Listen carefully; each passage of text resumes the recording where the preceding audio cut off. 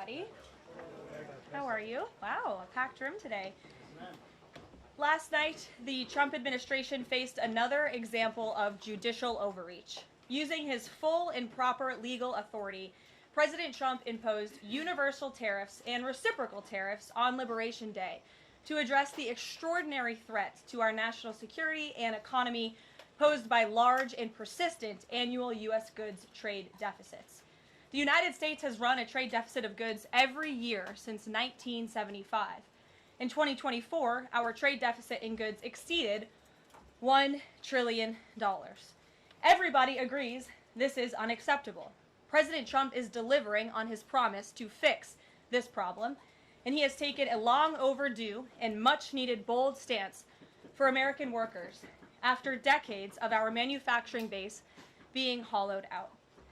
The president's rationale for imposing these powerful tariffs was legally sound and grounded in common sense. President Trump correctly believes that America cannot function safely long-term if we are unable to scale advanced domestic manufacturing capacity, have our own secure critical supply chains, and our defense industrial base is dependent on foreign adversaries. Three judges of the U.S. Court of International Trade disagreed and brazenly abused their judicial power to usurp the authority of President Trump to stop him from carrying out the mandate that the American people gave him. These judges failed to acknowledge that the President of the United States has core foreign affairs powers and authority given to him by Congress to protect the United States economy and national security. Congress had created the National Emergency Act to provide the congressional framework to strike down improper IEEPA use, and any questions over whether President Trump improperly imposed these IEEPA tariffs were already adjudicated in Congress following Liberation Day. Congress firmly rejected an effort led by Senator Rand Paul and Democrats to terminate the president's reciprocal tariffs. The courts should have no role here. There is a troubling and dangerous trend of unelected judges inserting themselves into the presidential decision-making process. America cannot function if President Trump, or any other president for that matter, has their sensitive diplomatic or trade negotiations railroaded by activist judges. President Trump is in the process of rebalancing America's trading agreements with the entire world, bringing tens of billions of dollars in tariff revenues to our country, and finally ending the United States of America from being ripped off. These judges are threatening to undermine the credibility of the United States on the world stage. The administration has already filed an emergency motion for a stay pending appeal and an immediate administrative stay to strike down this egregious decision.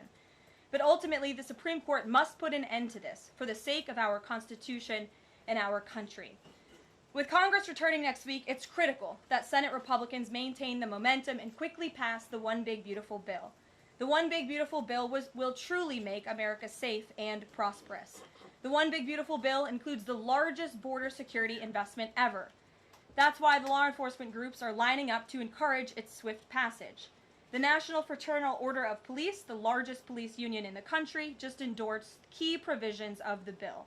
The FOP president announced their strong support, saying the One Big Beautiful Bill Act is more than legislation.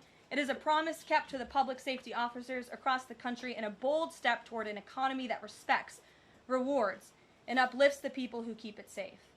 And the National Border Patrol Council, which represents nearly 20,000 Border Patrol agents, hailed the legislation as well. The group's president said this legislation provides a once-in-a-generation investment in the border security of our great country and will make America safer. The One Big Beautiful Bill will guarantee we can permanently have the safest, strongest, and most secure immigration system in American history. I also want to take the opportunity to debunk some false claims that have been circulating in the press about this bill. The blatantly wrong claim that the One Big Beautiful Bill increases the deficit is based on the Congressional Budget Office and other scorekeepers who use shoddy assumptions and have historically been terrible at forecasting across Democrat and Republican administrations alike. For example, just before Congress enacted the original Trump tax cuts at the end of 2017, the same CBO projected that growth would average a mere 1.9% over the next 10 years. However, by 2019, actual growth had surged to 3.4% once the Trump tax cuts went into effect, exceeding the CBO forecast by nearly 2 full percentage points.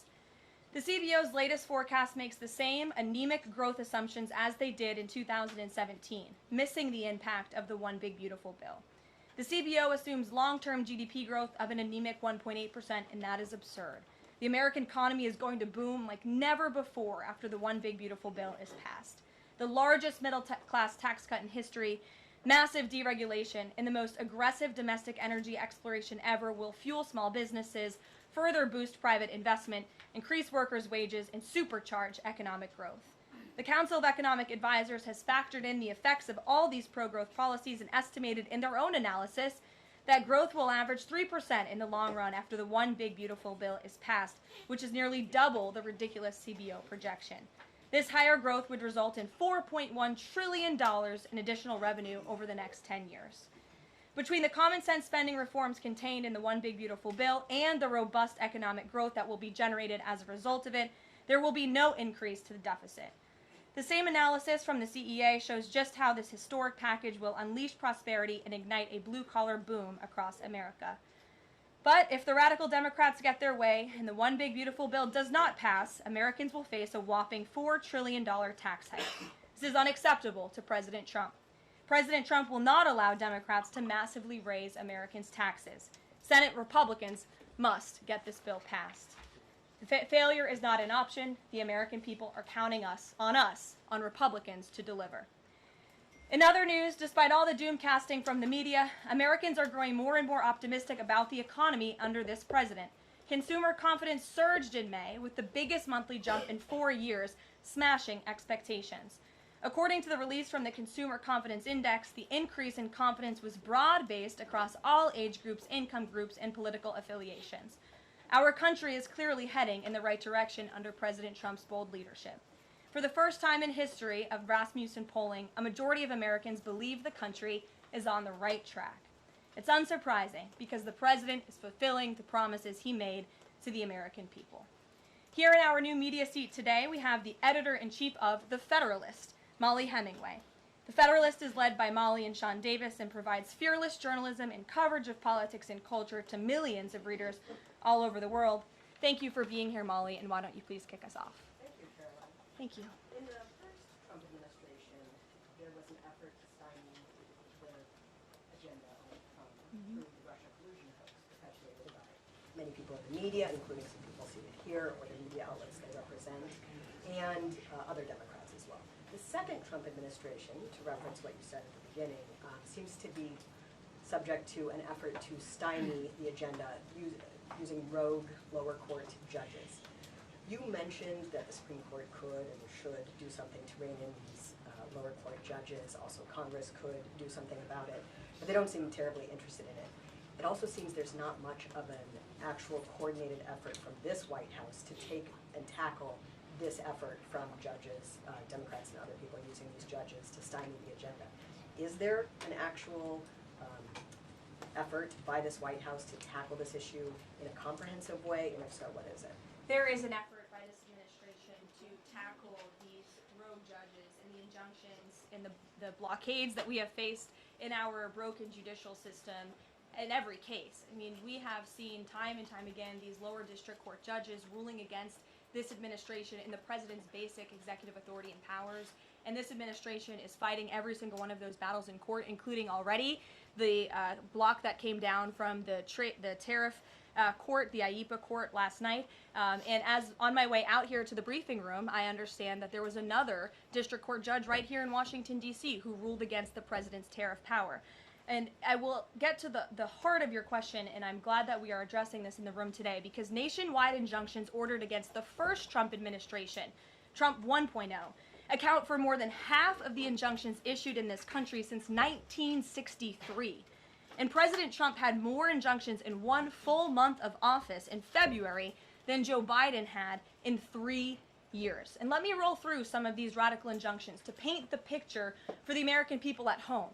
These are not just talking points. These are real judges in the court of law who are trying to block the president's power and the policies that he was elected to enact. For example, a court ordered the Trump administration to return already deported terrorist aliens back to the United States. A court has ruled the Trump administration can't even temporarily pause our refugee programs. Courts prohibited the Trump administration from eliminating federal funding for child transgender surgery and mutilation, a practice that the American people overwhelmingly reject. A court also held that the Trump administration could not ban people experiencing gender dysphoria or mental health issues from serving in the military. Ridiculous. Courts prohibited the removal of transgender women from women's prisons despite potential physical harm to real women in those prisons, biological women. A Northern District of California judge issued an absurd ruling that the president cannot fire people within the executive branch without Congress passing a bill, even though Congress has expressly authorized the president through the Office of Personnel Management to authorize reductions in force across agencies. A court also ordered the Trump administration to rehire thousands of already fired employees in several cases. A federal judge blocked the Trump administration from defunding the Department of Education, another signature campaign promise that this president has the power to implement. Courts ordered the Trump administration could not eliminate funding for illegal DEI programs, hence the word illegal. These are illegal programs to begin with, and now the courts are trying to say this president can't roll them back. And a district court judge prohibited the president from issuing any categorical funding freezes. And then another court ordered on top of that the administration makes $2 billion of payments in 36 hours. These are just a few of the ridiculous orders that we have seen from lower district court judges every day, and we hope that the Supreme Court will weigh in and rein them in. The White House advisor Stephen Miller says it's judicial tyranny. Some people are calling it a judicial coup. You're saying you're responding to each and every one of these actions, efforts by these judges to delay or thwart the implementation of the agenda, but is there going to be anything more than that, or is it just going to let this operation continue, even though it will delay everything for years until the presidency is over? The administration is operating under the directive given to from the president that we need to comply with the court's orders. He's made that very clear, but we're going to fight them in court, and we're going to win on the merits of these cases because we know we are acting within the president's legal and executive authorities. And thanks for being here. Gabe. Thank you, Karoline. Question on tariffs, but first actually some foreign policy news, some breaking news. Some local Israeli media is reporting that Prime Minister Netanyahu told hostage families that he's accepted a 60-day truce offer. So can you confirm, have Israel and Hamas agreed to a truce? I can confirm that Special Envoy Witkoff and the president submitted a ceasefire proposal to Hamas that Israel backed and supported. Israel signed off on this proposal before it was sent to Hamas. I can also confirm that those discussions are continuing, and we hope that a ceasefire in Gaza will take place so we can return all of the hostages home, and that's been a priority from this administration from the beginning. I won't comment further as we are in the midst of this right now. Clear, you don't know if Hamas has accepted it yet? Not to my knowledge, but certainly if that becomes the case and this ceasefire goes into effect, you'll hear it directly from myself, the president, or Special Envoy Witkoff. On tariffs, Kevin Hassett earlier this morning, he brushed off a legal ruling and called it a hiccup, and he said that trade deal negotiations would continue. Why would other countries continue these trade deal negotiations given the ruling? Because other countries around the world have faith in the negotiator-in-chief, President Donald J. Trump. And they also probably see how ridiculous this ruling is, and they understand that the administration is going to win, and we intend to win. We already filed an emergency appeal. We expect to fight this battle all the way to the Supreme Court. These other countries should also know, and they do know, that the president reserves other tariff authorities, Section 232, for example, to ensure that America's interests are being restored around the world. But I can confirm that our ambassador for trade, Jameson Greer, already heard from countries around the world this morning who said they intend to continue with these negotiations. Peter. Thank you, Karoline. So many of the president's plans right now are being blocked by courts. If the courts are going to be the ones who are shaping policy, does the president wish he would have just become a judge instead? I think the president would take this job over being a judge, and certainly the president is acting within his authority. He wishes judges would do the same.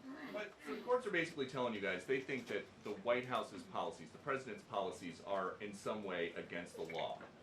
So why can't President Trump ask the Republicans that control the House and the Republicans that control the Senate just to make a new law? Well, these laws have already been granted to the president by the Constitution and by laws that have been previously passed. I'll give you another example. For instance, we've been blocked in court for the revocation of visas from individuals who have the privilege of studying in the United States of America. Secretary of State Rubio has simply used his authority to revoke those visas, to revoke that privilege, and we've seen the courts try to block that. So if these judges want to be the Secretary of State or they want to be the president, they can run for office themselves. It should be the other way around. But all of the actions the president has taken rely on legal authorities that have already been granted to him by our nation's existing laws. And on a different topic, there are some folks in President Biden's inner circle, who are now in talks with Republicans in Congress to give interviews about how they may have handled President Biden's decline. Is the president satisfied with aides only sitting for these transcribed interviews, or would he also like to see some kind of testimony from the former First Lady, Dr. Biden?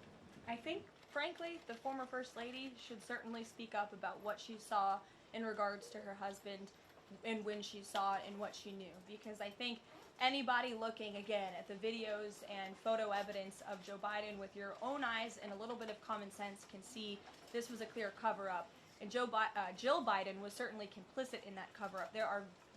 There's documentation, video evidence of her clearly shielding her husband away from the cameras. They were just on The View last week. She was saying everything is fine. She's still lying to the American people. She still thinks the American public are so stupid that they're going to believe her lies. And frankly, it's insulting, and she needs to answer for it. Caroline, President Trump was asked what he thought about Elon Musk's claim that the big, beautiful bill increases the budget deficit and undermines the work of DOJ. And the president didn't actually comment on those remarks. He just talked about the need to support the bill. So what does the president think about what Elon Musk said? Well, the president is very proud of the one big beautiful bill, and he wants to see it pass. He wants the Senate to get to work on it and send it to his desk as quickly as possible. Of course, as you know, Elon Musk announced last night his departure as an official special government employee from the Trump administration. We thank him for his service. We thank him for getting DOJ off of the ground, and the efforts to cut waste, fraud, and abuse will continue. So he doesn't have any comment about Musk saying it adds to the deficit and it undermines all his work? The president commented on this. I commented on it. I told you that this bill saves $1.6 trillion according to the Council of Economic Advisors and the analyses that the president believes in. So he gave a comment. I gave a comment. Just because you don't like that comment doesn't mean it's not a comment. Rachel. Thanks, Caroline. Back on trade, I know you said the White House is going to fight this ruling in court. Is the administration actively reviewing other avenues, other options to carry out the president's trade policy? The president's trade policy will continue. We will comply with the court orders, but yes, the president has other legal authorities where he can implement tariffs. However, it does not dispute the fact that the president was right to declare a national emergency when it came to fentanyl and when it came to our crippling deficits and the lack of critical supply chains here at home. That is the reasoning for the president's tariffs, and the court didn't dispute those facts, by the way. And there have been other courts that have reaffirmed the president's position. In fact, a ruling in federal court earlier this month shows that the administration is in the right, said we will win on appeal. A federal district judge in Florida ruled that IEEPA, in fact, does grant the president the authority to unilaterally impose tariffs. And 20 years ago, I will add, they are not a court, the New York Times editorial board responded to the January 2005 trade deficit of $58.3 billion by writing an editorial entitled Dangerous Deficits. And since then, our trade deficit has more than doubled. The U.S. trade deficit in January totaled a whopping $131.4 billion. So people on both sides of the aisle, pundits, lawyers, legal scholars, politicians have all agreed that it is a national emergency, our trade deficits and our lack of critical supply chains here at home. It's just President Trump was the first president to actually act on it to restore that wealth and that prosperity to the United States of America. And it's very unfortunate that the courts are now blocking his attempts to do that. Has the administration then reached the point where you are actually asking your economic advisors to start reviewing other avenues to implement the president's trade policy, or do you want to just see this legal process take place for now? We can walk and chew gum at the same time. We are doing both. Josh. The Fed says the president met with the Fed chair earlier today. I'm wondering if you can give us any readout of that meeting. The Fed also says that they discussed the economy. I imagine the president might have shared views on rates as well. What can you share? I can share with you that we saw, the president and I both saw the statement that the Fed put out after the meeting. That statement is correct. However, the president did say that he believes the Fed chair is making a mistake by not lowering interest rates, which is putting us at an economic disadvantage to China and other countries. And the president's been very vocal about that, both publicly and now I can reveal privately as well. Did he speak at all about his plans for that position, but whether he would seek to move Jay Powell out of that position or keep him in until his term ends? No. Okay. Very quickly on the tariff question, you mentioned Section 232 earlier. Are you suggesting that you might sort of speed up some of the existing 232 investigations? Or are you talking potentially using 232 as a replacement power if this ruling doesn't go your way? Of course, you hope it does. I'm not suggesting that. I'm just simply stating the fact that the president has other legal authorities he can use to implement tariffs, and the administration is willing to use those. As you know, we already have applied Section 232 tariffs on specific industries. Thank you. Yep, thank you. President Trump said that he needed 1.5 to 2 weeks to determine whether or not he believed Vladimir Putin wanted peace. He has been in office now for 4 months. What does he believe is going to happen in the next 1.5 to 2 weeks that would change his opinion? Well, it is my understanding, and it is our hope, that Russia and Ukraine will engage in direct talks and negotiations next week in Istanbul, and we believe that meeting is going to take place, and that is a meeting the president encouraged and urged for these two sides to come together and negotiate directly. And the president has been clear from the very beginning of this conflict that he wants to see this conflict solved on the negotiating table, not on the battlefield, and he's told that to both leaders, again, both publicly and privately. So hopefully next week, it will move the ball forward. Is the in United this States going to effort. participate in those conversations? We will let you know if the president plans to send a representative. I'm not tracking that at this time. Kelly, in the back. Thanks, Caroline. Sure. I wanted to just clarify once and for all the Qatari jet, the sale, or the gift, because the Qatari government is asking the U.S. to clarify that the jet's pending transfer was initiated by the Trump administration. So is this something that the White House is going to do? The amount of questions we've received, and we've been incredibly clear, and I have answered this, the president has answered this, the Department of Defense has answered this. This is a government-to-government gift transfer from the Qataris to the Department of Defense, to the United States Air Force. It is now in their hands, and for further details on where that stands, I would defer you to the Department of Defense and the United States Air Force. I have nothing more for you on that. Deanna. Thanks, Caroline. 2 questions, one on Big Beautiful Bill, one on immigration. Sure. Yesterday, Trump said, we will be negotiating that bill, and I'm not happy about certain aspects of it, but I'm thrilled by other aspects of it. Wondering if you could, share any specifics on that. And on immigration, do you know how many illegal migrants have taken Trump's voucher program so far and have deported themselves? I believe it's in the thousands of those who have chosen the easier route of self-deportation, and we certainly encourage all illegal aliens who are present within our homeland to take that option. It's a much more pleasant option than being deported, and we will deport you if you're here illegally. That's our intention. As for the first question, what the president was speaking about is how this is a great bill. However, it has come as a result of a hard negotiation. It's difficult to get things done on Capitol Hill, but thanks to President Trump, this bill is moving in the right direction. And thanks to House Republicans and the leadership over there as well, who did a great job mediating both sides of the caucus to move this bill to the Senate. And now the president, again, has told his friends on the Senate side and is already engaged in those conversations to get that bill back to his desk as soon as possible. Sure. Thank you. Has this administration been briefed about the incident that happened in Gaza on Tuesday during the rollout of the Gaza Humanitarian Foundation distribution of aid to Palestinians there? And should there be a ceasefire, will this administration continue to rely on this foundation for the distribution of aid to civilians? Are you referring, what incident are you referring On to? Tuesday, When the aid was rolled out to Gaza for the first time in many months, and meals and food was given to hungry people, thanks to President Trump. Yes, we were briefed on that plan. The president was the reason that aid went into Gaza, and he got the Israelis to support that plan. And I would add that the previous administration rejected such a plan to ensure that these starving and devastated people in the Gaza Strip were given humanitarian aid and assistance. And it was the previous administration that tried to build this pier, if you all remember it. It was brought to my attention this morning, and I thought that's a good point. Why don't I bring that up? Because there's been so much criticism. In fact, it was on the front page of a newspaper this morning about the criticism for this president having a humanitarian heart and giving people badly needed food and supplies. Nobody wanted to talk about how the previous administration failed in that endeavor. They built this pier that cost $230 million. It lasted about 20 days, and more than 60 U.S. service members were injured, as a part of this floating aid pier that did nothing for the people of Gaza. The president is opening up his humanitarian heart to get aid into the region, while his team simultaneously negotiates a ceasefire and the return of all hostages. We are moving the ball forward in a positive direction for all people. The president wants to see peace for all people. Jasmine. Thanks so much, Caroline.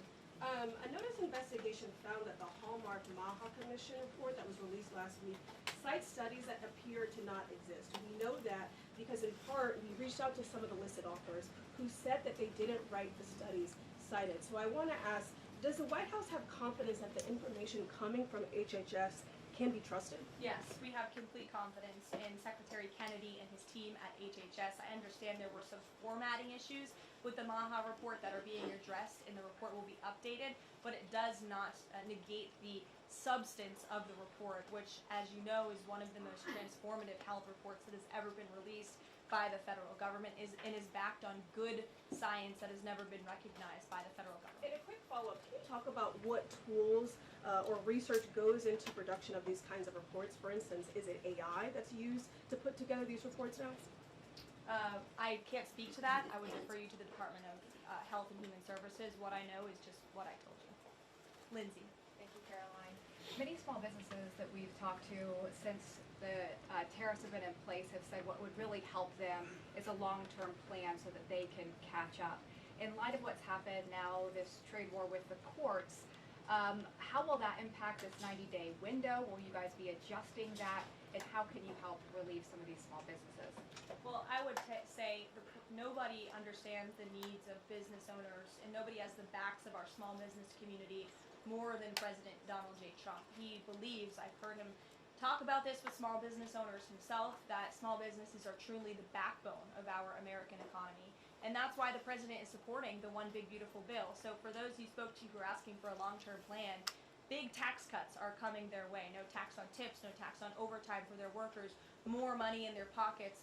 Their bottom lines will be larger. They can pay their people more. Wages are going to go up. Inflation will continue to come down. We've already seen energy prices plummeting as a result of this president's economic and energy agenda that he has been implementing across the federal government, reducing burdensome regulation. All of that is good news for small business owners across the country. That's why they strongly support the president, and that's the Trump economic plan that is underway. And again, you're emphasizing, I believe, the need to pass the One Big Beautiful Bill, and the president wants to see that. And Caroline, will you still work within that 90-day window for these trade negotiations? Does that still stand? Again, as far as we're concerned, our trade agenda is moving forward, and we've already heard from countries around the world today who will continue to negotiate in good faith with the United States so we can cut good trade deals on behalf of the American people, and we fully expect to win this case in court. Sure. Caroline, on Golden Dome, the president put out this number of $61 billion. How did he arrive at that? Is that the number it will cost to protect Canada, and is it negotiable, or where did it come from?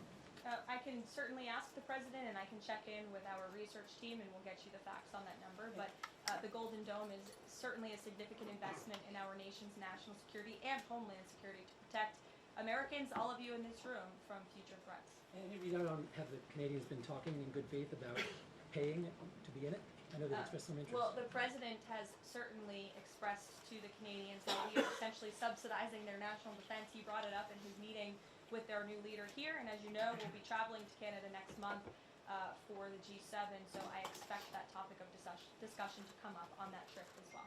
Sure. Hi, thanks, Caroline. There was a May Day USA rally in Seattle that happened over the weekend that developed into some protests and riots. The Seattle Mayor Harrell said that it was a far-right rally held here to provoke a reaction by promoting beliefs that are inherently opposed to our city's values, which he defined as LGBT values. I know the FBI is looking into this, but has the president reached out to the mayor at all, asked him to apologize for this, and is this something that the administration would consider an example of anti-Christian bias?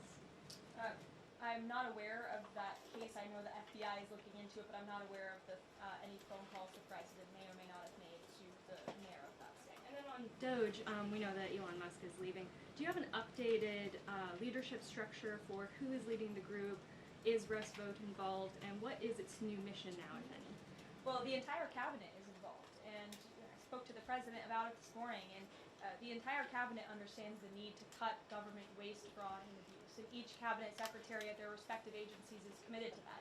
That's why they were working hand in hand with Elon Musk, and they'll continue to work with the respective Doge employees who have onboarded as political appointees at all of these agencies. So surely the mission of Doge will continue, and many Doge employees are now political appointees and employees of our government. And to the best of my knowledge, all of them intend to stay and continue this important work. Is there a Doge leader taking the place of Mr. Musk? Well, again, the Doge leaders are each and every member of the president's cabinet and the president himself, who is wholeheartedly committed to cutting waste, fraud, and abuse from our government. Michael. Thank you, Caroline. There's conflicting reports out of the Middle East right now. Saudi television network Al Arabia is saying that Israel and Hamas have agreed to a 60-day ceasefire. Sources with Hamas are saying that has not been agreed to. If and when that does happen, will we expect to hear something from President Trump announcing that? As I said earlier, yes, indeed. If there is an announcement to be made, it will come from the White House, the president, myself, or Special Envoy Witkoff. And finally, Caroline, one big beautiful bill. The president says he's not happy with all aspects of it. What changes would he like to see be made? And can this bill be both big and beautiful? It is a one big beautiful bill, as the name rings true. And the president, as I said, is currently working with his friends in the Senate who have some recommendations for the bill. Those negotiations and discussions are continuing, but the president's ultimate priority is to get this bill back to his desk for signature. And the president's priorities in this bill are non-negotiable in terms of the tax priorities he wants to see and the large tax cuts in the border investments that are currently in this bill. He is not going to allow them to go away for the American people. Sure, go ahead. Yes, I wanted to ask you about, has the president spoken to any of these foreign leaders about these agreements that have been reached, specifically the case of the United Kingdom that already has an agreement in place after this decision of the court in New York? Has the president talked to foreign leaders about what? About the court decision in New York. Which court decision? The trade court. Oh, the trade court decision. He did speak to the leader of Japan this morning. And he said that was a very good call and a good discussion. And as I said, the president's cabinet, Secretary Lutnick, Secretary Bessent, and Ambassador Jameson Greer have all been in touch with their counterparts in countries around the world to let them know the United States will still be at the negotiating table. And we still expect countries around the world to treat us fairly. Again, I will just close by saying that how ridiculous it is that we have been ripped off. Our middle class has been hollowed out. Our manufacturing base has left and gone overseas. Jobs have been offshored. And now no court did anything about that. No court did anything about hundreds of thousands of people being put out of work, about thousands of factories being closed down, about our deficits going to dangerous levels, as the New York Times has said. But now a court is trying to stop a president from trying to correct those wrongs of the past. And this administration will continue to do that. It's a promise the president made to the American people, and it's a promise they elected him on. We will win this battle in court, and the president will implement his America First trade policies. Thank you, everyone. Is the U.S. Steel situation tomorrow? I can tell you the president greatly looks forward to going to Pittsburgh, Pennsylvania, where he will discuss this historic deal and discuss American jobs and American steel, and we hope to see you all there. The Thanks, White House guys. won't ask for congressional authority on tariffs?